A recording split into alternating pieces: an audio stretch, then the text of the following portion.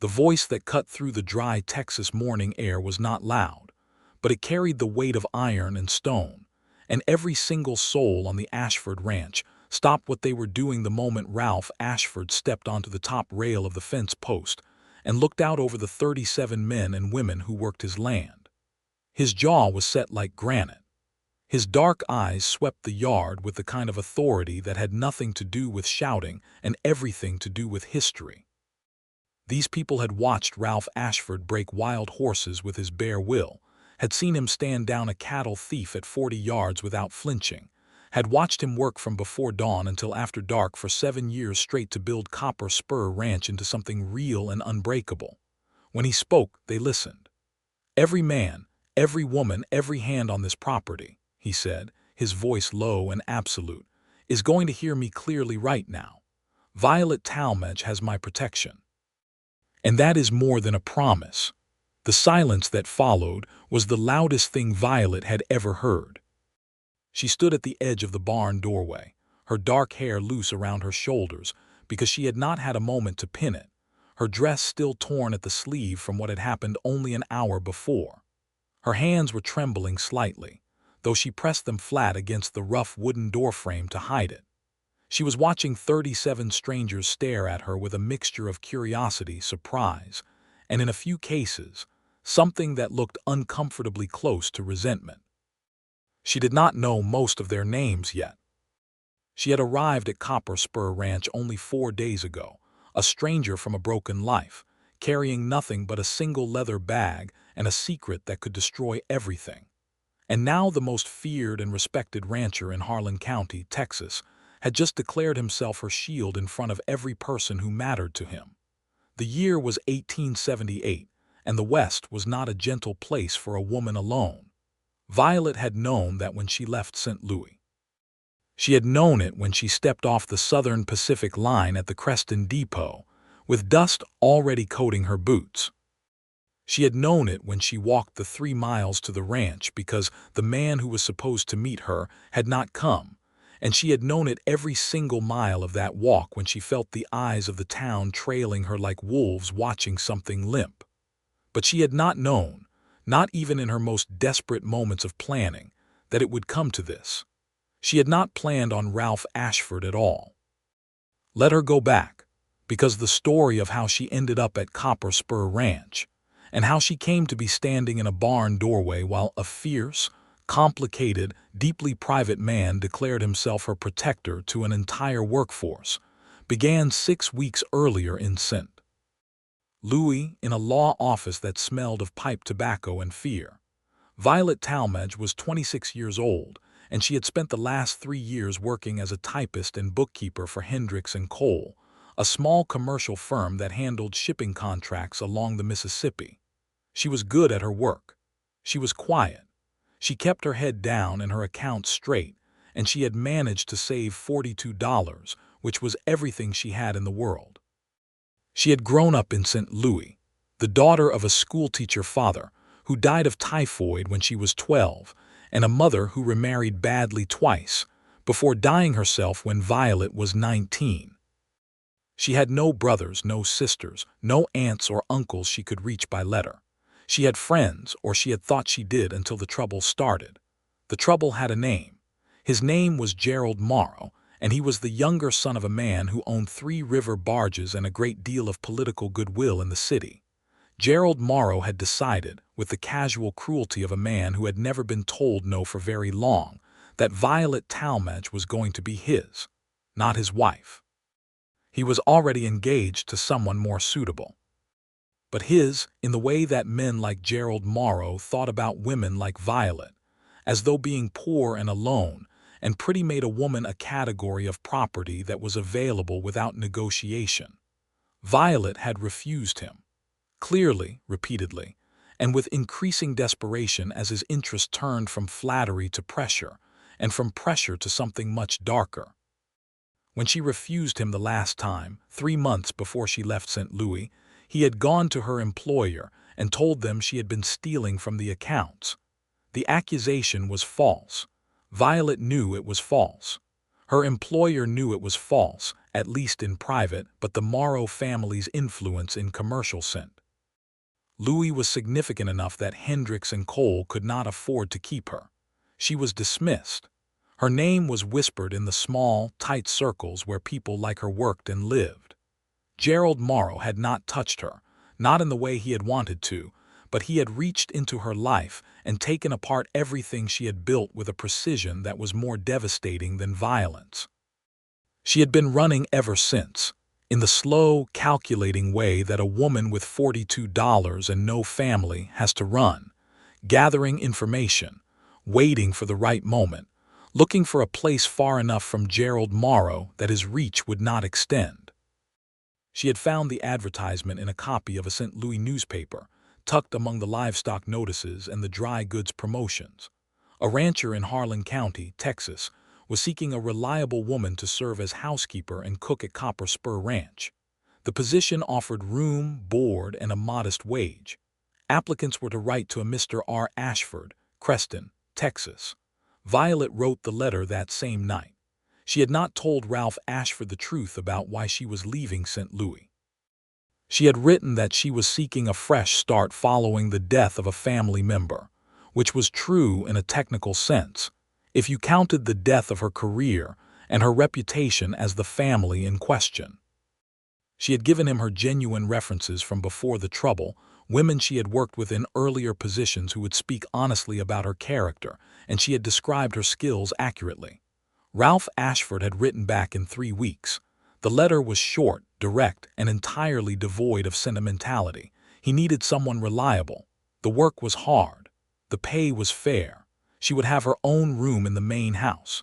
She was to arrive by the 15th of September if she was interested. She had arrived on the 12th, nervous and road-worn, and nobody had come to meet her. The 3-mile walk into the ranch property had been its own small ordeal. The Texas heat in September was a living thing, heavy and insistent, pressing down on her through the thin fabric of her traveling dress. The road from Creston to Copper Spur was little more than 2 rutted wheel tracks cutting through flat grassland that stretched to the horizon in every direction, interrupted only by the occasional stand of mesquite and the distant blue suggestion of hills. She had been halfway there, her bag growing heavier with each step, when the sound of hoofbeats behind her made her heart lurch. 2 riders, moving fast. She had kept walking, her spine straight, refusing to show the fear that was climbing her throat because Gerald Morrow was incensed. Louis and these men were strangers, and she refused to let the shadow of what had happened to her color every encounter with every man she met for the rest of her life. But they had slowed alongside her, and the one on the left, a heavy-set man with a thick reddish beard and small, calculating eyes, had looked her over with an expression she recognized with a cold and sickening familiarity. "Lost, sweetheart?" he had asked. "Not in the slightest," she had said. "Heading to the Ashford place. There ain't much else out this way." He had used the shortened form of the word, but Violet would remember the implication of his tone long after she had forgotten his exact phrasing. "I have business there," she said. "Ashford know you're coming?" the second man asked. He was younger, leaner, with an uneasy look about him that suggested he was not entirely comfortable with what was happening, but was not going to stop it either. "He is expecting me," Violet said. The heavy-set man dismounted, which was when Violet's calculated calm began to fracture at the edges. He walked toward her with his hands in his pockets and a smile that did not reach his eyes, and he reached out and took hold of her bag strap before she could step back. "Let me help you with that," he said. She pulled back. He pulled harder. For a moment they stood on that empty road pulling at a leather bag between them, and Violet thought with a strange, crystalline clarity that this was how her story ended, out here in the dust with nobody watching and nobody to hear anything she might say. Then a third set of hoofbeats reached them, coming hard from the direction of the ranch, and the man who arrived was unlike anyone Violet had ever seen. Ralph Ashford was 31 years old, tall in the saddle in a way that had nothing to do with posture and everything to do with an absolute certainty about his place in the world. He was broad-shouldered, dark-haired, with a jaw that looked like it had been carved from the same limestone that made up the bluffs along the creek at the edge of his property. His eyes were the color of deep water, dark blue with a hint of gray, and when they landed on the heavy-set man holding Violet's bag, something in those eyes went very quiet and very cold. He did not shout. He did not draw the gun that rode at his hip. He simply stopped his horse between the two men and Violet, and he said, "Denton, that bag does not belong to you." The heavy-set man, Denton, let go of the bag immediately. The shift in his posture was unmistakable, the pull and puff of a man who was dominant in every situation except this one. "Just being neighborly, Ashford," Denton said. "I know exactly what you were being," Ralph said. His voice was absolutely level, which somehow made it more frightening than anger would have. "Get off this road." They went. Ralph Ashford had then looked down at Violet from his horse, and she had looked up at him, and for a moment neither of them said anything, and she thought she saw something flicker in those dark eyes, something she could not name, before his expression settled back into its default setting of composed and unreadable. "You are Miss Talmadge," he said. "I am," she said. "I sent Davis to meet you at the depot. He apparently did not make it in time." "He did not." A pause. He looked at her torn dress sleeve, which had caught on a fence post earlier in the walk, not from Denton's interference, and his expression shifted slightly, something between concern and restraint. "You can ride behind me," he said, "unless you prefer to walk the last mile." "I prefer not to walk," she said, and she took the hand he extended without a moment's hesitation, because whatever else Ralph Ashford was, she already knew that the ground between him and those other men was a canyon. That was September 12th, 1878. In the 4 days since, Violet had learned a great deal about Copper Spur Ranch and considerably less about the man who owned it. The ranch was a remarkable thing. Ralph Ashford had inherited the land from his father, who had won it in a card game in 1859, a piece of family history that Ralph mentioned exactly once and with no apparent emotion in either direction. His father had done almost nothing with it except run a small herd of longhorn cattle and drink heavily, until Ralph was old enough to take it over, which had happened when Ralph was 19 following his father's death from a broken collarbone that had gone badly infected. In 12 years, Ralph had transformed 600 acres of rough Texas grassland into one of the most productive ranches in Harlan County. He ran 1,200 head of cattle, a working remuda of 40 horses, a pig operation, a chicken operation, a kitchen garden that supplied the main house and the bunkhouse, and a small but profitable breeding program for quarter horses that attracted buyers from as far as New Mexico. He employed 35 ranch hands in the spring and summer, cutting to 20 in the slower winter months. He had 2 women among his long-term staff, a Mexican woman named Esperanza who had been cooking at Copper Spur for 6 years, and who made it her immediate business to decide what to think about Violet, and an older woman named Martha who handled the laundry and the mending, and had opinions about everything. He had a housekeeper position that had been vacant for 4 months because the previous occupant had left to marry a man in Abilene, and the house reflected it. The main house was solidly built, 2 stories of rough-cut limestone with wide galleries on both floors, cool even in September heat, with good furniture and a library that surprised Violet deeply when she first walked into it. 3 walls of books in a ranch house in West Texas. She had stopped in the doorway of that room on her first afternoon and stared, and Ralph had been standing at the window with a ledger in his hands, and he had looked up and seen her staring, and for the second time she had seen that brief, nameless flicker in his eyes before he returned to his ledger.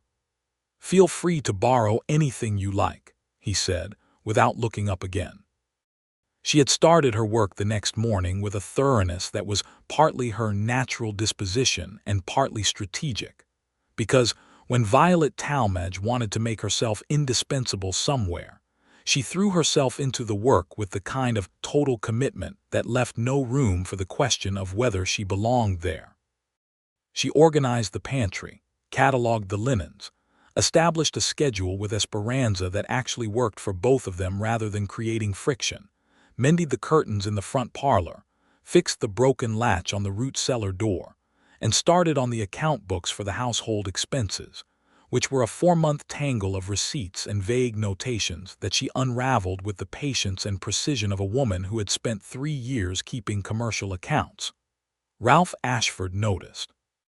She could tell because he did not say anything, but the household ran more smoothly almost immediately, and he was not a man who failed to notice when things ran smoothly. He had built too much on the strength of his own attention to detail to overlook it in someone else. On her 3rd day, he had stopped in the doorway of the kitchen at the end of the evening while she was still working at the table, reviewing the accounts with a lamp, and he had said, "You are staying up late, Miss Talmadge." "The accounts needed untangling," she said. "They did," he agreed. He paused in the doorway for a moment. "Have you eaten?" She had, in fact, forgotten. She had been working since noon. "I will eat later," she said. He had disappeared without another word, and returned 10 minutes later with a plate of cold cornbread and a slice of ham and a cup of coffee, which he set on the table beside her without a word, in the way of a man who was deeply uncomfortable with gestures of consideration, and had found that the practical alternative to sentiment was simply doing the thing. She had looked at the plate and then at him, and he was already leaving, and she said quietly, "Thank you, Mr. Ashford." He paused at the door. "Ralph," he said, "there is no need for formality out here," and then he was gone. She had sat there for a moment in the warm lamplight, looking at the food he had brought her, and she had felt something shift in her chest, some small, cautious thing that had been locked down tight for 3 years begin to move. She was terrified of it. She pushed it firmly aside and ate her cornbread and went back to the accounts. On the 4th morning, Denton came back. He came with 4 men, which told Violet everything she needed to know about what kind of man he was. Alone on a road, he had been the kind of trouble she could possibly have handled. But Denton apparently did not do anything alone if he could help it. He rode onto Copper Spur land at 7 in the morning while Ralph was out on the range with 2 of his senior hands, and he came to the main house door, and he knocked on it as though he had every right to be there. Violet answered because Martha was down at the laundry shed and Esperanza was at the market in Creston, and she was alone in the house. She recognized him immediately. Something in her spine went cold and straight. "Well," Denton said, with that smile that never touched his eyes. "You are the new housekeeper, are you? What is your business here?" Violet asked. She did not open the door further. She stood squarely in the gap, her hand on the doorframe. "Friendly visit," he said. "I have some business with Ashford." "Mr. Ashford is not here," she said. "You can find him on the South Range or leave your business in writing." Denton looked at the 4 men behind him and then back at her, and something predatory stirred in his expression. "Maybe I'll wait," he said. "You will wait in town," Violet said. One of the men behind him laughed. Denton stepped forward, his boot on the threshold, and said, "That is not how hospitality works out here, sweetheart." What happened next was fast and frightening and left Violet shaking for an hour afterward. She had pushed back. He had pushed harder. He had forced his way into the doorway, one large hand on the door, and she had grabbed the fireplace poker from just inside the hall, because she was not a woman who stood anywhere in a house without knowing where the nearest thing that could be used as a weapon was, and she had put the iron tip of it against his collarbone and said, clearly and without trembling, "If you put 1 more inch of yourself through this door, I will remove the ability to do so." He had stopped.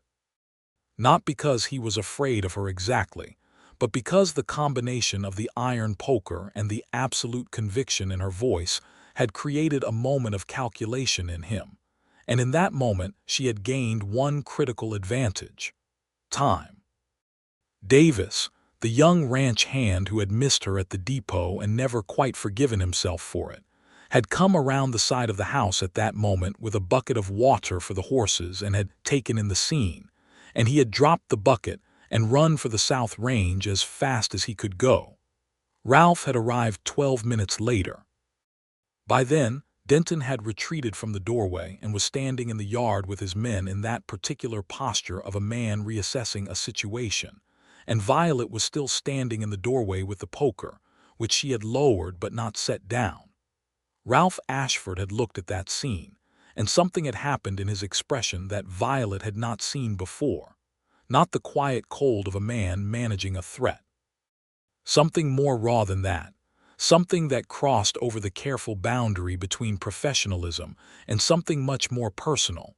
And then he had controlled it, closed it back down, and dealt with Denton in that flat, absolute way of his that left no room for argument. Denton and his men had left, and then Ralph had looked at Violet and she had looked at him and she was still holding the poker and he said, "Are you all right?" "I am fine," she said. "You are not fine," he said, not unkindly but with the directness that seemed to be his primary language. "You are shaking." She looked down at her hands and discovered that he was right. The shaking had arrived, as it often does, after the danger had passed, the body's delayed invoice for what the mind had refused to acknowledge in the moment. "Residual," she said. "Come inside," he said. She did, and he made her sit at the kitchen table, which was becoming the location of all their significant encounters, and he poured 2 glasses of whiskey from the bottle in the parlor cabinet, which was not what she expected, but which she drank without argument because she needed it. Then he had looked at her from across the table, and she had looked at him, and he said, "Denton has been trying to get a foothold on this property for 2 years. He is not a man who takes no for an answer." "I noticed," Violet said. "This will happen again," Ralph said. "He will test limits until he finds one he can breach or until the consequences become sufficient to stop him." "What does he want from you?" Violet asked. "Water rights," Ralph said. "The creek that runs through the eastern edge of my property provides the only reliable water source for 3 adjacent parcels. He has been trying to pressure me into selling access. I have declined." "And me?" Violet asked. "Why come here while you were gone?" Ralph was quiet for a moment. "Because you are a woman alone in this house," he said, with a directness that acknowledged the ugliness of the calculation without flinching from it. "And he thought that made you leverage." Violet felt a very old anger turn over slowly in her chest. "Men like that exist everywhere," she said quietly. "They believe that a woman without immediate visible protection is a woman who can be moved." Ralph looked at her steadily. She had the sense that he was hearing something beyond the words, picking up the resonance of a history she had not told him. "They are wrong," Ralph said. It was a simple statement. He did not elaborate on it or frame it in any philosophical context or make a performance of his conviction. He simply said it as a fact, the way he stated all facts, and then he pushed back his chair and stood. What happened next was the moment that had sent Violet to the barn doorway trembling. Ralph had walked out to the yard, where most of the ranch hands had gathered in the aftermath of the Denton incident, drawn by Davis's run and the sound of horses arriving, and the general instinct of working people for trouble, and he had stepped onto the fence post rail and looked out at every one of them, and he had said those words, "Violet Talmadge has my protection," and that is more than a promise. She stood in the barn doorway and tried to understand what was happening to her. Nobody had ever said anything like that about her. Not in the way Ralph Ashford had just said it, without softness or sentiment, without qualification or condition, as though it were simply a fact of the world that he was now making others aware of. As though her safety were a matter he had already decided on privately and was only now making public, which was, she suspected, exactly what it was. She thought about Gerald Morrow, who had dismantled her reputation with the precision of a man who understood that a woman's livelihood was the softest target. She thought about 3 years of rebuilding, of carefully reconstructing something viable from what he had broken, of learning to watch every room she entered for exits and every face she encountered for intent. She thought about the poker in the doorway and the shaking hands and the long walk on a dusty road. And then she looked at Ralph Ashford stepping down from the fence post, and she thought about the way he had brought her food without making it a declaration of anything, and the library with the 3 walls of books, and the way he had said they are wrong with such complete certainty. The small, careful, locked-down thing in her chest moved again. She was still terrified of it. But this time she did not push it quite as far away. Over the following 2 weeks, Copper Spur Ranch settled into a new rhythm, one shaped by the reality of Ralph's declaration, and by the quiet but significant changes it produced in how Violet was regarded by the people around her. Some of the hands were openly warm toward her almost immediately, particularly Davis, who seemed to have appointed himself her informal lookout, and a weather-beaten older hand named Cobb who had worked at Copper Spur for 9 years, and whose loyalty to Ralph was so complete that extending trust to Violet was essentially automatic once Ralph had made his position known. Martha, who had been watchful and somewhat reserved in Violet's first days, thawed into a kind of gruff protectiveness that expressed itself through dropping extra biscuits on Violet's plate and remarking sharply on anyone who stared too long or spoke too shortly. Esperanza was more complicated. She had been at Copper Spur longer than almost anyone, and she had watched a series of women come through this house in various capacities, and she had her own very specific ideas about what Ralph Ashford needed, and what kinds of women were good for things and what kinds were not. She watched Violet with dark, careful eyes for the better part of 2 weeks before appearing in the kitchen one morning and saying, without preamble, "You can actually cook." "My mother taught me," Violet said. "Your mother taught you well," Esperanza said. "This is a kitchen, not a showpiece. As long as you understand that, we will get along." Violet understood it perfectly. They got along.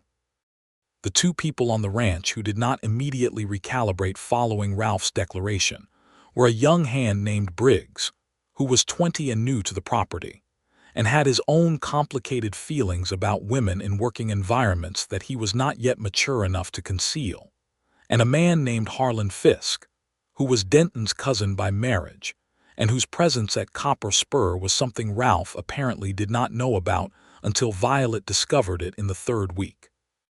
She discovered it by accident, overhearing a conversation she was not meant to hear while crossing from the root cellar to the kitchen.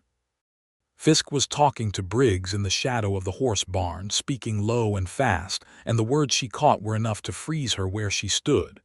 "He is going to get the water rights," Fisk was saying, "one way or another, and if Ashford keeps that woman on as a shield in this house, Denton is going to find a different angle." "What kind of angle?" Briggs asked, and his voice had the uneasy quality of someone who was not entirely committed to what he was participating in but had not yet found the courage to walk away. "Something that gives him leverage that cannot be deflected with a poker and a firm jaw," Fisk said. "She has secrets. Denton is having that looked into." Violet stood absolutely still in the hot afternoon shadow, the jar of preserved tomatoes cool in her hands, her heart beating in a very clear, very rapid rhythm. Gerald Morrow, St. Louis, the stolen accusations that had never quite been proven false to everyone's satisfaction. If Denton hired someone to dig into her past, he would find the surface of the story first, the version Gerald Morrow had constructed, the dismissed typist, the accounting irregularities, the whispered reputation. He would not immediately find the truth, because the truth was buried under layers of a powerful man's deliberate construction, and it would take time and specific effort to excavate. But the surface would be enough if it reached Ralph Ashford before she could tell him the full story herself. She went back to the kitchen, set down the tomatoes, stood at the window looking out at the empty yard, and had a very quiet, very decisive conversation with herself. She had 2 choices. She could wait and see whether Denton actually followed through and trust that Ralph would believe her when the time came. Or she could tell Ralph the truth now, all of it, the whole history of Gerald Morrow and the accusations and the reason she had left St. Louis, and accept whatever happened as a result. She chose the second, because she had been living in the shadow of someone else's lie for 3 years, and she was deeply, absolutely, irreversibly tired of it. She found Ralph in the library that evening. He was sitting at the desk, reading glasses that she had never seen before perched on his nose, going through a ledger with the focused attention that she had come to understand was one of his primary modes of existing in the world. He heard her knock at the open door and looked up, and the reading glasses somehow made him look more human than usual, less like a force of nature and more like a man, and she felt a wave of something warm and complicated move through her chest that she absolutely did not have time for right now. "I need to tell you something," she said, "and I need you to hear all of it before you respond." He set down his pen, took off his glasses, folded them carefully. "Sit down," he said. She sat. She told him everything. She started with Gerald Morrow, describing the situation with the flat clarity of someone who has rehearsed a difficult story enough times to have found the most honest version of it. She told him about the 3 years at Hendricks and Cole, about Morrow's advances and her refusals, about the false accusations and the dismissal, about the slow suffocation of her reputation in the commercial circles of St. Louis. She told him that she had not been entirely truthful in her application letter, that the fresh start she had described was a more urgent thing than she had let on, that she had come to Texas partly because it was far enough from St. Louis that she had hoped the distance would outrun the damage. And she told him about Fisk and what she had overheard. She watched his face throughout. He did not react in the ways she feared, no surge of anger, no visible withdrawal of trust, no the expression of a man recalculating a woman's worth against a new set of data. He listened with the same contained, attentive stillness with which he seemed to do everything, and when she finished, he was quiet for a moment. "Gerald Morrow," he said. "Yes. His family is in river shipping." She looked at him. "You know of them." "I know of the family. They have contracts with buyers in Galveston." He paused. "I have never had occasion to think particularly well of them." Something in her chest loosened very slightly. "The accusations were false," she said. "I kept immaculate accounts. If there is any remaining doubt in your mind, I will give you every reference I have, and I will submit to whatever review of my books here you deem appropriate." "There is no remaining doubt," Ralph said quietly. She looked at him. He looked back at her, and there it was again, that thing in his eyes she could not name, closer to the surface this time, staying longer before he pulled it back. "You have been in that position before," he said, "where someone with money used their influence against you." "Yes," she said. "And you have been waiting for it to happen again," he said, not accusing, observing. "Yes," she said more quietly. He looked at his hands on the desk for a moment and then back at her. "It will not happen here," he said. "I want you to be very clear on that." "Because you declared it?" she asked, and it came out more honestly than she had intended, carrying a year's worth of learning not to trust declarations. "Because it is true," he said, with that flat certainty that was the most characteristically Ralph thing about him. "A man's declaration is as good as his character. You do not know my character yet. You have been here 3 weeks. Watch it." It was the most personal thing he had said to her. It was also, in its characteristic way, practical advice. She found that she liked him very much for it. She thanked him and stood to leave. She was at the door when he said, "Fisk will be gone from this property by morning." She turned. He was already putting his reading glasses back on, returning to the ledger, the matter handled and closed. But she stood for one moment longer in the doorway, looking at the lamplight falling across the angle of his jaw and the concentration in the set of his shoulders, and she thought that the most dangerous things were never the ones that came at you with their intentions showing. The most dangerous thing was a man who was genuinely good, in a world that gave you so many reasons to stop expecting it. She went to bed and did not sleep for a long time. Fisk was gone by dawn, as promised. Ralph never told her specifically what he had said, and she never asked, because she was learning to trust the space between what he said and what he did, and both of them were consistent. In the following weeks, as the first fingers of autumn began to cool the evenings and bring a different quality to the Texas sky, Violet and Ralph found themselves in an unspoken and entirely unacknowledged process of learning each other. It was the library that started it. She had been borrowing books as he had offered, and she had chosen with the attention of someone who reads seriously the works of Dickens, a volume of American history, a battered copy of Darwin's Travels that looked well-loved. One evening she came to return one and found him already reading in the armchair by the window, and he looked up and said, "What did you make of it?" And what followed was a conversation that lasted 2 hours and covered Darwin and natural selection, and what Violet thought of the geology of Texas as compared to the theory, and what Ralph thought about the pace at which the cattle industry was changing the grassland ecology. She had not expected him to be that kind of thinker. She had not expected the breadth of what lived behind the controlled exterior. She found herself slightly breathless with the discovery, the way you feel when a door you expected to be locked simply opens under your hand. He had not expected her to be able to argue with him, either. She could see it in the brief, quiet quality of his attention when she pushed back on a point, the slight sharpening in his eyes that was not irritation but something that looked considerably more like delight, controlled and private but present. After that, the evenings in the library became a regular thing. Not by arrangement, not by declaration, but by the gravitational pull of two intelligent people who had both spent a great deal of time in professional isolation, and who had found, unexpectedly, someone who could keep up with them. Martha noticed. Martha had opinions. "You know what is happening in that library every evening," she said to Esperanza one morning, and Esperanza said, "I have eyes," and Martha said, "He has never let anyone else in that room like that." And Esperanza said, "I know," and they exchanged a look that contained a complete and complicated conversation about Ralph Ashford and what he needed, and what Violet was, and whether this was good or catastrophic. And they arrived at a shared conclusion that involved a significant amount of cautious hope. October arrived with a cold snap that came down from the north, and changed the character of the evenings dramatically.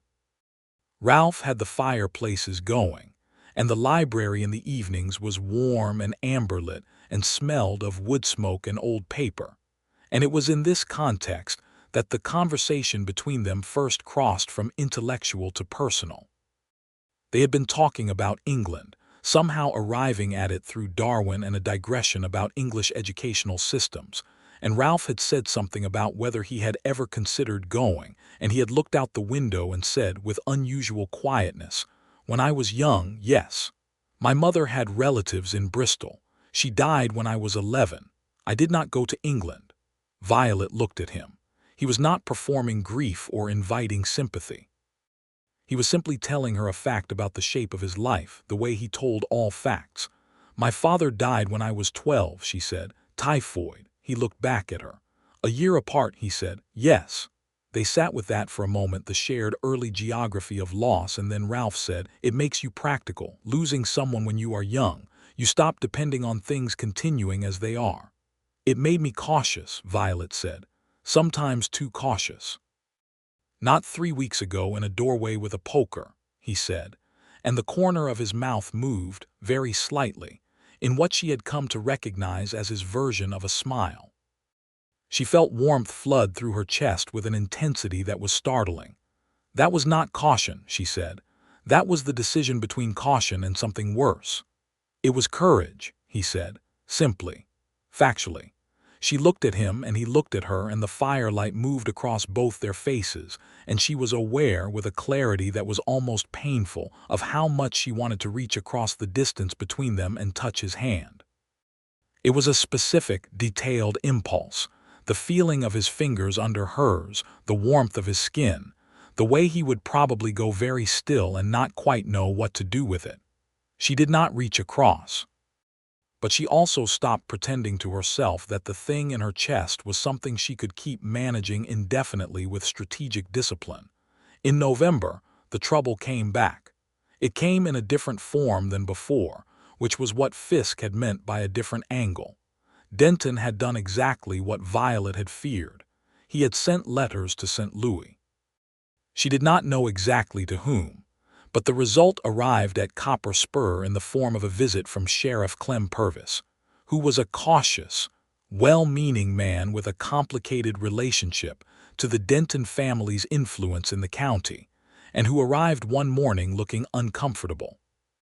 He had received a communication, he said, suggesting that the woman working at the Ashford Ranch had a history of financial impropriety in her previous employment. He was not making accusations, he was quick to say. He was just following up because it was his job and there had been a formal communication and he hoped nobody minded. Violet had been in the parlor when Ralph received the sheriff in the front hall, and she had heard every word through the open door, and she had felt something cold and familiar crawl up her spine. She had come to the hallway doorway because this was about her and she was not going to let it be handled without her present, and she had said, "Sheriff Purvis, I am Violet Talmadge and I imagine the communication refers to me. I am happy to speak with you directly." Purvis had looked relieved and slightly guilty. He had explained the situation in his somewhat meandering way, and Violet had given him the full account, calmly and completely, including the name Gerald Morrow and the nature of his family's influence, and the specific timing of the accusations relative to her refusal of his attention, and she had offered him the names of 3 people in St. Louis who could corroborate her account and whose reputations were entirely untangled from the Morrow family's reach. By the end, Purvis was clearly satisfied. He had apologized for the intrusion, thanked them for their time, and left with the air of a man who was going to have a significant think about whether Claude Denton's requests for his attention were worth the trouble they seemed to involve.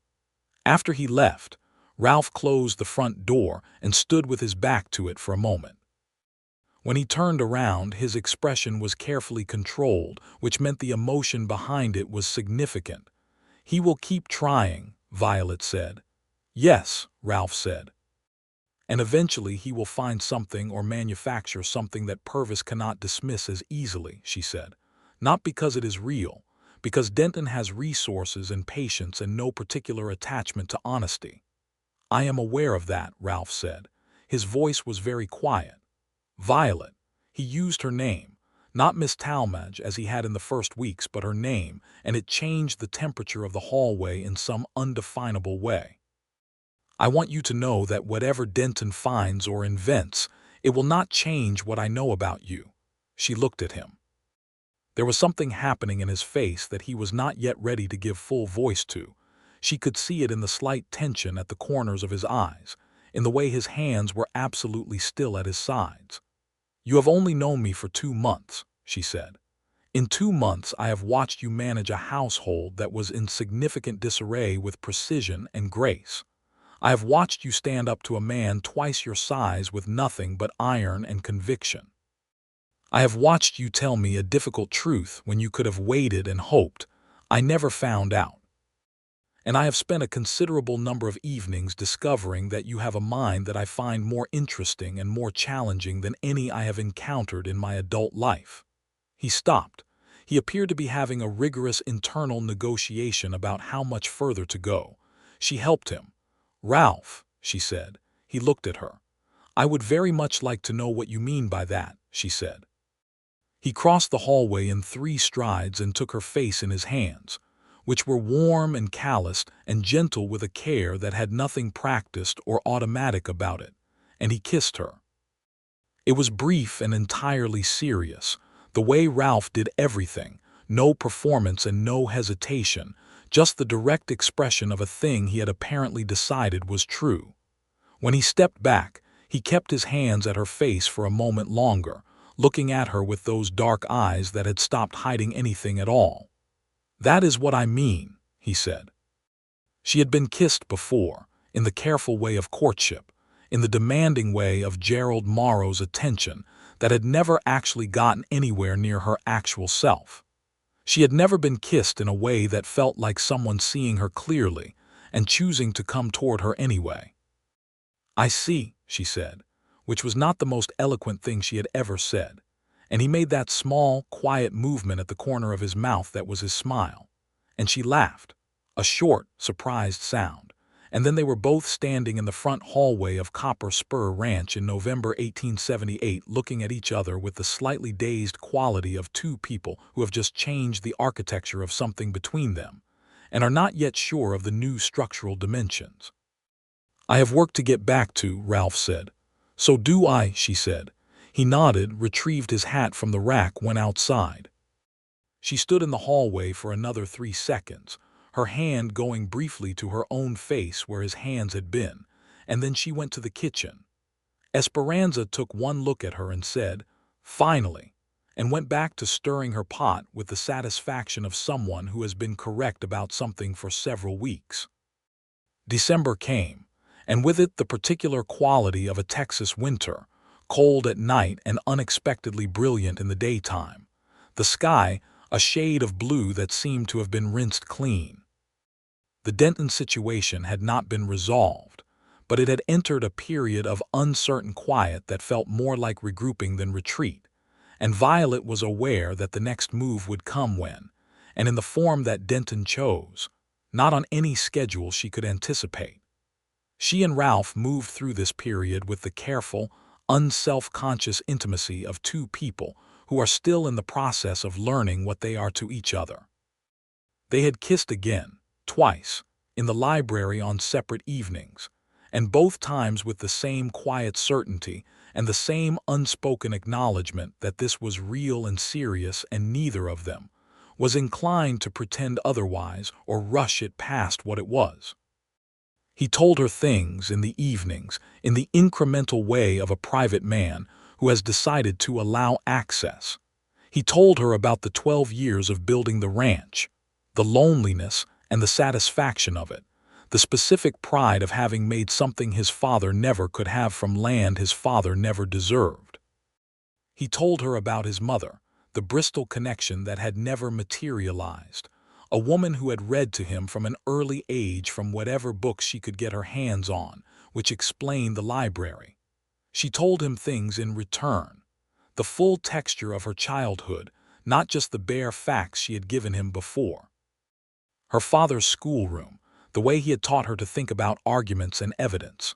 Her mother's difficult marriages and what they had taught Violet about the cost of choosing badly.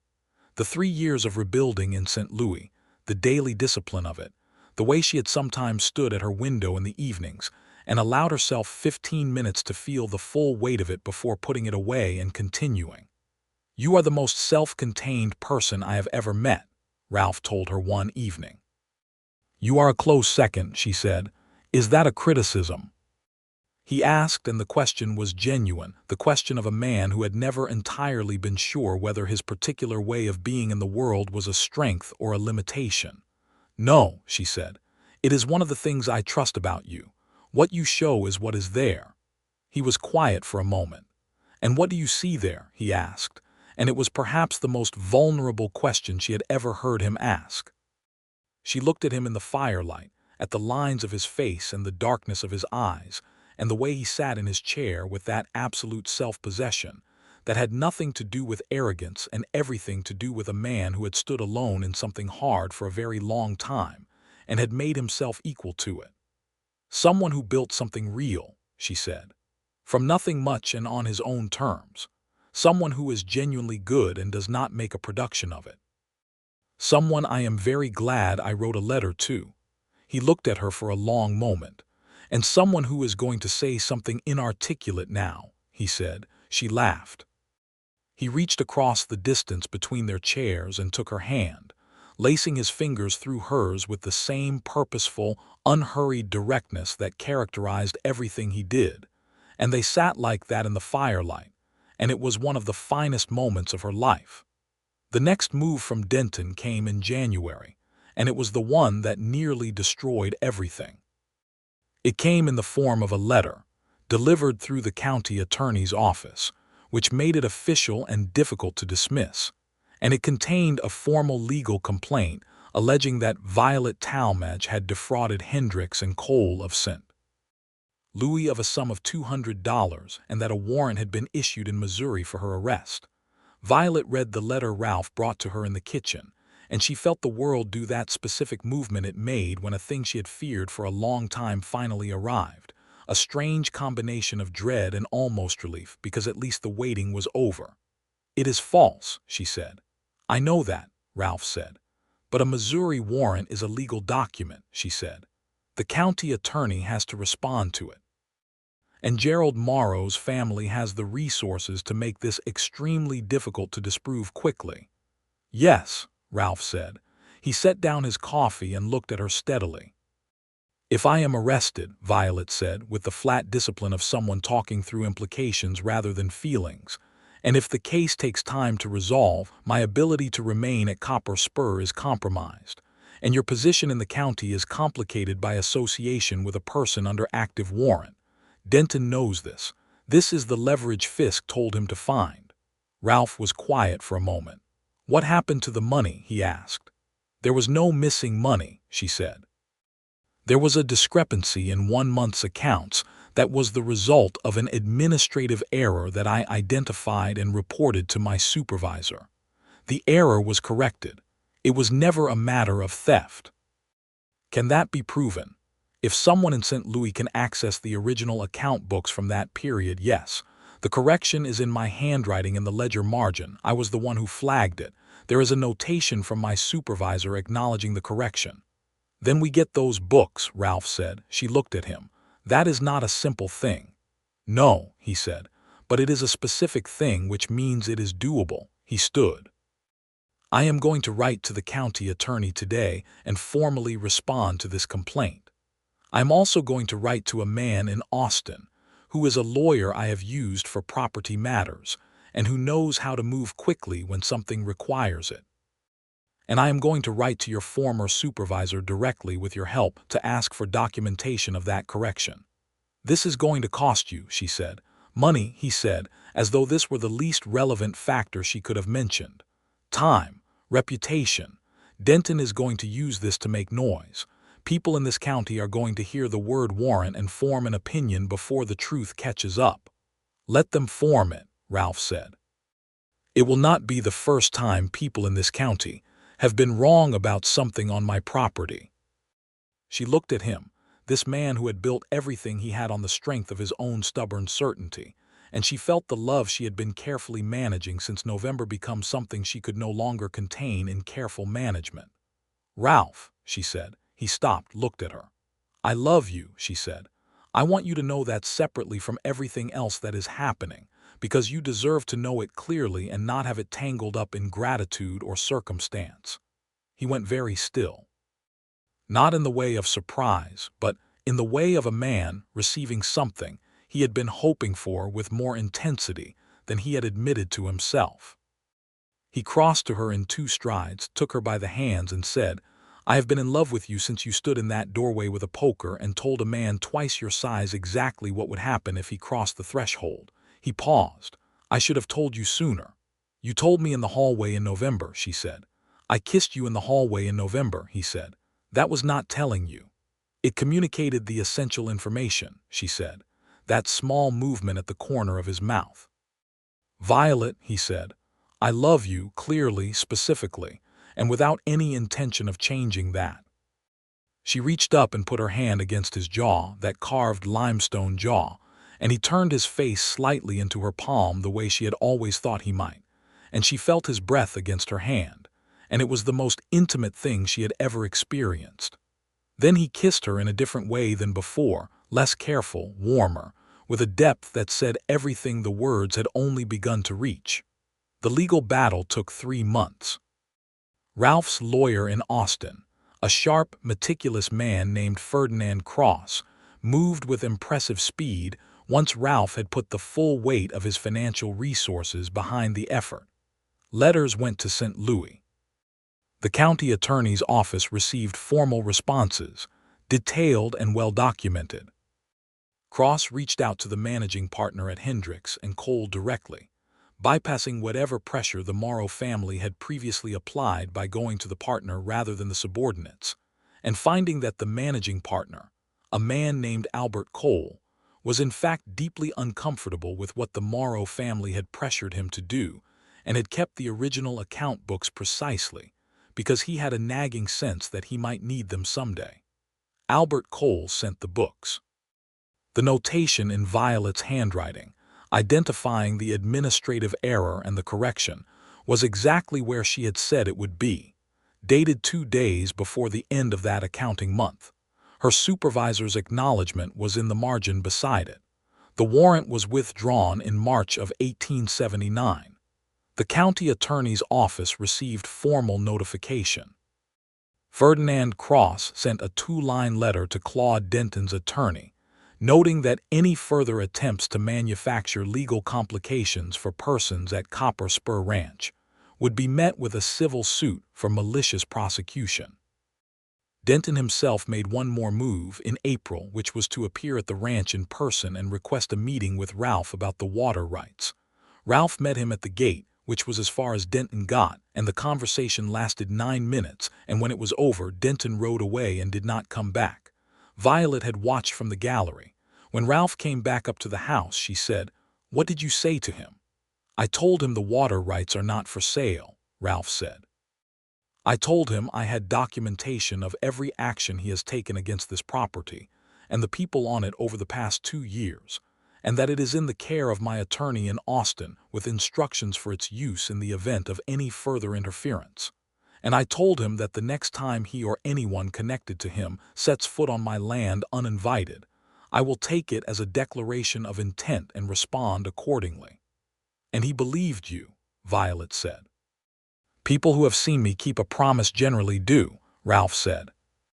She thought about the fence post, the 37 people in the yard, the words she had heard while standing in a barn doorway with her hands pressed flat against the wood to keep them from shaking. "Violet Talmadge has my protection, and that is more than a promise." It had been more than a promise. It had been absolutely, entirely, and in every particular the truth. May arrived, and with it a quality of warmth and openness that seemed to belong to the whole ranch, not just the weather. The grass on the range was green from the spring rains. The cattle were fat and moving well. The horse breeding program had produced 4 exceptional foals that Spring and Ralph had turned down 3 lowball offers for them, with the patient certainty of a man who knew what a thing was worth and was prepared to wait for the market to agree. He asked Violet to marry him on a Tuesday evening in May, sitting on the gallery steps after supper, not on a knee or with a formal speech, but in the way he did everything directly and without ornamentation. He said, "I would like for you to stay here permanently, not as my housekeeper, as my wife." She looked at the evening sky over Texas, that specific shade of deep gold and violet at the horizon that made her think someone had named her after exactly this color. "Yes," she said, without hesitation. He looked at her, and the thing in his eyes that she had spent months learning to read was there fully now, unguarded and complete, and she thought that there was something almost unbearable about being looked at that clearly by a person who had made it his business to see you honestly. "Good," he said, and took her hand, and they sat together on the gallery steps as the Texas evening settled around them. They married in June 1879 in a simple ceremony at the Creston Methodist Church, the building too small and the day too warm and the whole thing entirely perfect. Esperanza cried, which she would deny for the rest of her natural life. Martha did not cry but hugged Violet with a force that left her ribs slightly sore. Davis stood in the back with his hat in his hands, and a smile so wide it seemed structural. Cobb, who was not a man for displays of any kind, shook Ralph's hand at the end with both of his and said, "Good," which was high praise from Cobb. Ferdinand Cross came down from Austin for the occasion, and told Violet over the reception supper that in his considerable experience of difficult legal cases, he had rarely met a client whose documentation of her own innocence was more meticulous, and that the notation in the account ledger margin had been the single most elegant piece of evidence he had encountered in a decade of practice. She thanked him and thought that 3 years of learning to protect herself in a world that would not protect her had at least produced excellent archival habits. Ralph's wedding gift to her was a bay mare, smooth-gaited and intelligent, with a blaze on her forehead like a lightning mark. Violet named her March, for the month the warrant was finally withdrawn, and she learned to ride over the summer under Ralph's patient, somewhat terse instruction, and by autumn she was covering the range alongside him on a regular basis, learning the land the way he knew it, which was to say intimately and with the specific love that people who build something develop for what they have built. The land was extraordinary. Violet had not expected to love Texas. She had come here out of need, not desire, and her first impressions had been the dust and the heat and the relentless horizontality of it. But living on this land through a full year of seasons changed her understanding of it fundamentally. The spring rains and the green aftermath, the summer heat that was merciless and also clarifying, the fall with its long golden evenings, the winter with its hard cold stars and the quality of silence that came with them. She began to understand what Ralph had been building his life toward, not just the cattle operation and the horse program and the accounts, but a relationship with a place, a commitment to particular ground. She also began to understand the ranch as a community in a way she had not fully grasped in her first months there. These people, Cobb and Davis and Martha and Esperanza, and the rotating cast of hands who came and went with the seasons, they were not employees in the commercial sense she was used to. They were something more like a small, functional society, bound by work and shared hardship, and the kind of trust that only develops when you depend on someone to do their job in weather that does not care whether you succeed. She began contributing to this community in ways that went beyond the household management. She set up a proper account-keeping system for the whole ranch operation, not just the house, because what Ralph had been managing was functional but not organized. And when she showed him the first quarterly summary she had produced, with the cattle operation and the horse program and the seasonal hand costs laid out clearly with projected forward numbers, he looked at it for a long time in silence. "Where have you been for 7 years?" he said. "St. Louis," she said. "You were wasted in St. Louis," he said. "I was exactly as wasted there as it appears," she said. "Fortunately, I am no longer there." He reached across the desk and tucked a strand of her hair behind her ear with the same purposeful, unhurried directness with which he did everything, and she leaned briefly into his hand before he returned to the accounts. Their first winter as husband and wife was the happiest Violet had ever spent anywhere. In January 1880, Violet realized she was expecting a child. She told Ralph on a Sunday morning before church, sitting at the kitchen table with coffee, directly and without ceremony. He set down his cup. He looked at her with an expression she had never seen before, something open and slightly overwhelmed, the most unguarded she had ever seen him, and then he picked up her hand from the table and held it in both of his, and said nothing for a moment that stretched long and warm between them. "Good," he finally said, in the tone that meant a great deal more than the word itself conveyed. She laughed, which broke the moment into something easier, and he brought her hand to his mouth and kissed her knuckles and looked at her with those dark eyes that had stopped hiding anything at all from her a long time ago. Esperanza announced when told that she had known for 2 weeks, which was typical of Esperanza, and Martha began immediately planning modifications to the spare room adjacent to the master bedroom, with the organizational ferocity of a woman who had been waiting for something to organize. The pregnancy was uncomplicated. Violet continued her work through the spring, scaling back the physical exertions with a reasonableness that Ralph carefully did not make into a subject of excessive concern, knowing that any attempt to wrap her in protective limitations would be met with the same flat-eyed assessment she gave to all attempts to treat her as less capable than she was. He was attentive in the way he was attentive to everything, quietly and specifically, appearing with an extra shawl when the evenings were cold without being asked, ensuring that the accounts work came to her rather than the other way around as she got further along, making sure there was always something decent to eat at midday.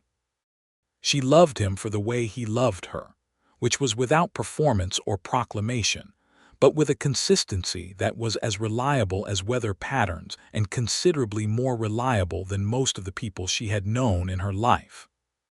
Their son was born in September 1880, on a warm September evening 14 days before his first birthday's worth of September was due to begin.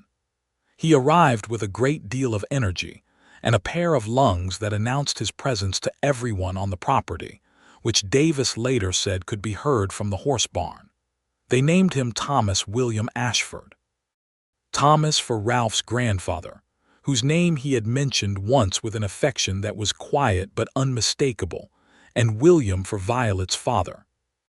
Ralph held him for the first time with the particular careful intensity of a large, physically confident man, confronting something genuinely fragile, and his face did the thing that Violet had come to know as his version of being completely undone, controlled on the surface, entirely transparent underneath, and she watched him hold his son in the lamplight with the same feeling she had had on the gallery steps in May a year before, that specific, almost unbearable quality of being witness to a person's unguarded happiness. "He is very small," Ralph said. "He will not stay that way," she said. "No," Ralph agreed, looking at Thomas with an expression of determination, as though he were making a private promise, which he probably was, because that was how Ralph Ashford approached everything he cared about. Martha and Esperanza were in and out of the room for the first 3 days with the proprietary attention of women who had been waiting for this child. Cobb appeared at the bedroom door with his hat in his hands and looked at Thomas from a safe distance with the expression of a man confronting something emotionally significant that he had no established protocols for, and finally said, "Good-looking boy," and retreated, which was very Cobb. Davis held Thomas on the 4th day, requested the honor with some uncertainty, and received it, and stood in the kitchen holding a 2-day-old infant with the focused concentration of a young man being trusted with something that mattered, and told Thomas at length about the quarter horses in a low, steady voice, and Thomas appeared to find this entirely acceptable. Thomas grew. He grew the way healthy ranch children grow, with the sun in him and the land under him and 2 parents whose combined intelligence and stubbornness he appeared to have inherited in equal measure. He walked at 10 months and talked in full sentences by 18 months, which Esperanza took as personal credit, and Ralph took with quiet pride, and Violet observed with the specific joy of a former teacher's daughter watching cognition develop. By the time Thomas was 3, he was following his father around the ranch with a focus that Ralph met with patient, complete seriousness, explaining the mechanics of everything to a 3-year-old in the same detailed way he would have explained it to a new hand. Violet watched this from the gallery one morning and felt a love for both of them so large and specific it almost hurt. In the spring of 1883, they had a second child, a daughter they named Carolina Leaner, and Thomas, now 2½, appointed himself her guardian with an earnestness that he had clearly derived from watching his father operate in the world. He was serious and protective and occasionally somewhat autocratic about it, in the way of a very small person who had observed authority being exercised well and was attempting to replicate it without quite the full toolkit. Ralph, watching Thomas position himself between Caroline's cradle and a dog that had wandered too close, said to Violet with that quiet corner-of-the-mouth movement, "He is going to be exactly like you." "He is going to be exactly like you," Violet said. "God help Texas," Ralph said, and she laughed, and he put his arm around her shoulders and they stood together in the doorway watching their son protect their daughter with the full seriousness of his convictions, and Copper Spur Ranch lay around them in the spring light. 1,200 cattle and 40 horses, and a creek with water rights that nobody had ever successfully challenged, and 37 people who knew where they stood, and a library with 3 walls of books and 2 children, and the life they had made from a letter written in desperation, and answered in 3 weeks by a man who proved to be everything his answer had implied.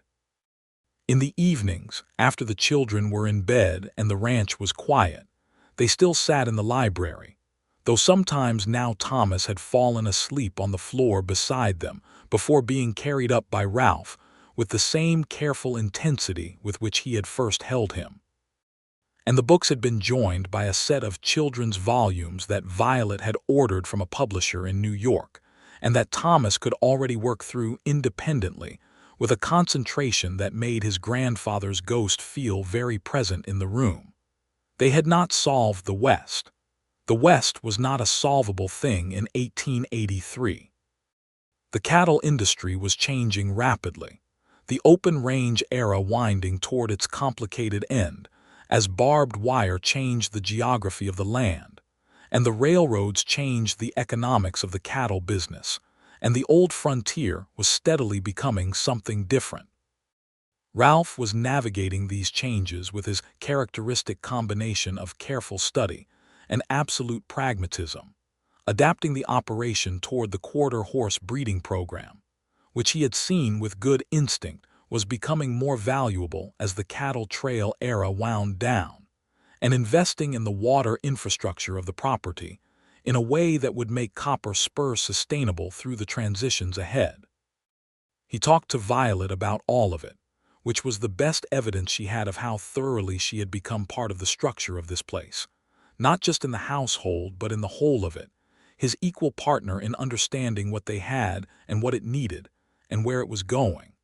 She talked to him about all of it in return, because she had ideas, and they were good ideas, and he had long since learned that ignoring them was a form of waste he was constitutionally incapable of. She had begun, in 1882, corresponding with women in similar situations to her own, women in remote ranch environments who had limited access to education or professional resources. And through this correspondence, she had developed a relationship with a small organization in Austin that was working to establish a reading and correspondence program for rural Texas women. Ralph had funded it without being asked and without making a presentation of the gesture, simply writing the check and handing it to her one morning with the words, "For your Austin project," and going back to his coffee. She had held the check and looked at him and said, "Thank you. It is a good idea," he said. Good ideas should have resources. She sent the check to Austin and added her own name as a corresponding member of the organization's board, because she intended to be useful to it rather than just a donor, and the woman in Austin who ran the organization wrote back a letter so warm and detailed that Violet read parts of it aloud to Ralph, who listened with the focused attention he gave to all things she considered important. Denton, for what it was worth, had faded. He had sold the 3 adjacent parcels in 1881 and moved to San Antonio, and the water rights question had dissolved with his departure. The new owners of those parcels were a family named Hurst, who were straightforward, hardworking people who had no interest in manufactured leverage and significant interest in being good neighbors. And Ralph and Violet had developed a genuine friendship with the Hurst family over the subsequent years, the kind of Texas frontier friendship built on practical mutual respect and the occasional shared meal. Gerald Morrow had, by the end of 1880, been the subject of a formal inquiry in St. Louis following a different woman's complaint about his conduct, a complaint that his family's influence had previously suppressed, but that had resurfaced with sufficient corroboration to make suppression difficult. The inquiry had not resulted in criminal charges, but had resulted in enough social consequence that Morrow had departed St. Louis for circumstances unknown. Albert Cole at Hendricks & Cole had written to Violet in 1881 to inform her of this, and to express, with some formality but genuine feeling, his regret at the way she had been treated and his admiration for how she had handled it. She had read that letter at the kitchen table where the most significant things in her life seemed to arrive, and she had sat with it for a while. Ralph had come in, seen her expression, sat across from her without asking, and waited. She told him. He listened. When she finished, he said, "How do you feel?" It was, in its way, the most personal question he had asked her in their 4 years together, and the most indicative of how far he had come from the man who had found direct emotional expression professionally difficult. "Resolved," she said, and a little tired, not of now, of then. I am tired of then. He reached across the kitchen table and took her hand, as he had in the hallway in November 1878, and said, "Then is done." "Yes," she said. "This is now," he said. She looked at him across the kitchen table, in the house they had built together out of something that had started as need and become the whole specific shape of her life, and she thought that she had written a letter in desperation 4 years ago, and the answer had given her everything that mattered. "This is now," she agreed.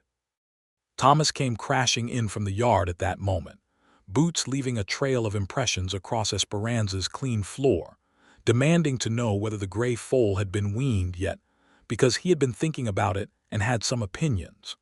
Ralph answered him with complete seriousness, still holding Violet's hand, and Thomas listened with the focused attention of a small person who has learned from both parents that thinking about things carefully is how you get them right. Caroline had learned to walk by then and was working on talking, producing a small but growing vocabulary with the satisfaction of someone assembling something from parts. She called Ralph Papa, which undid him completely every single time in a way that Thomas had long since learned to exploit by deploying it strategically when he wanted something. By 1884, Copper Spur had grown to 2,200 acres, through the careful purchase of 2 adjacent properties, and a large portion of what had been the Denton parcels that Ralph had acquired from the Hearst family in a fair transaction.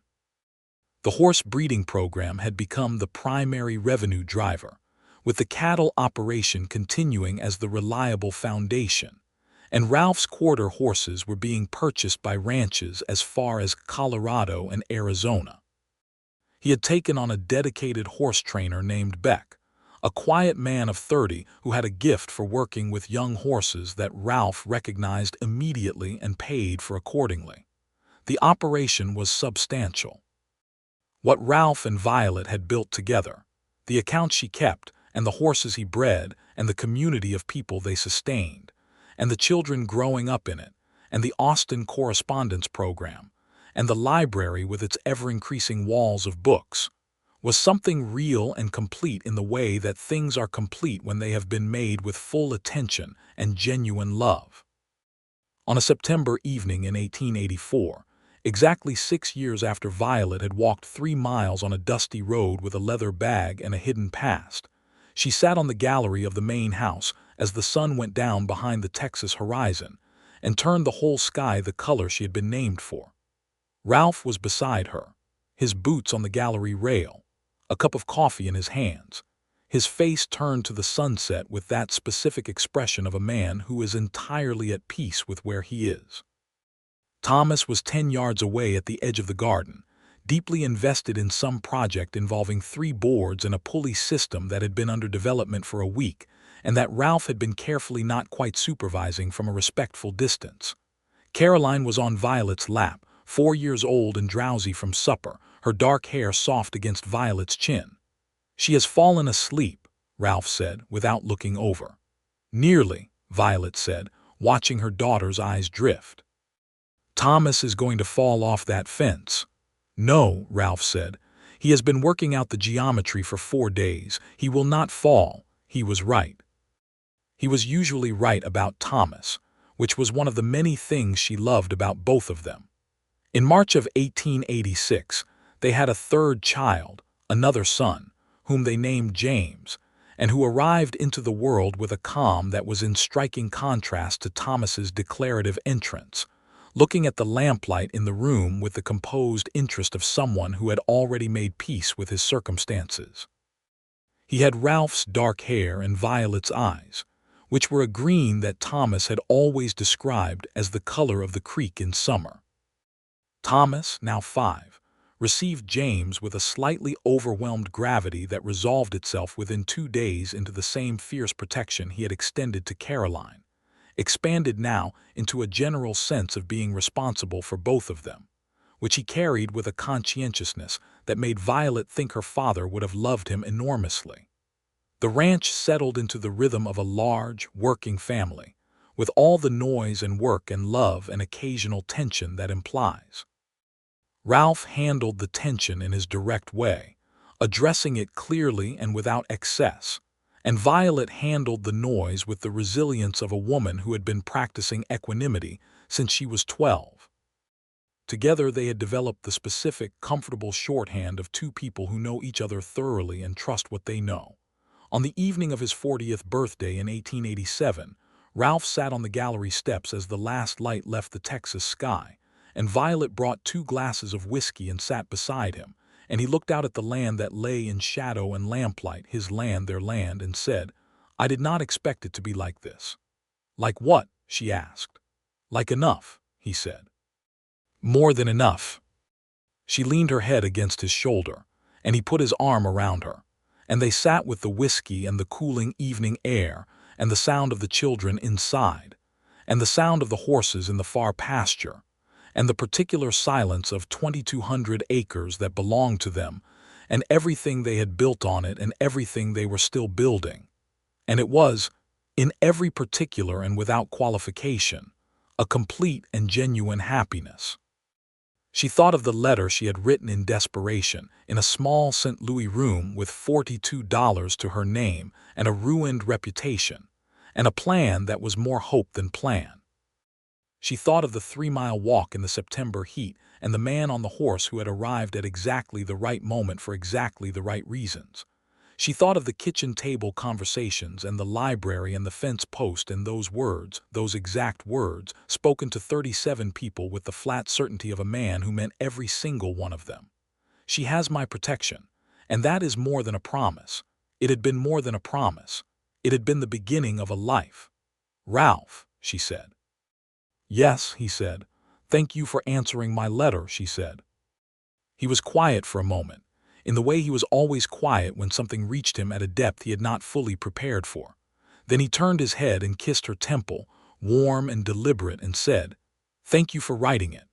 They sat together on the gallery steps as the stars came out over Texas, the way stars come out in that country, not appearing one at a time but suddenly all present, the whole sweep of them, as though they had been there all along waiting for the light to leave enough room.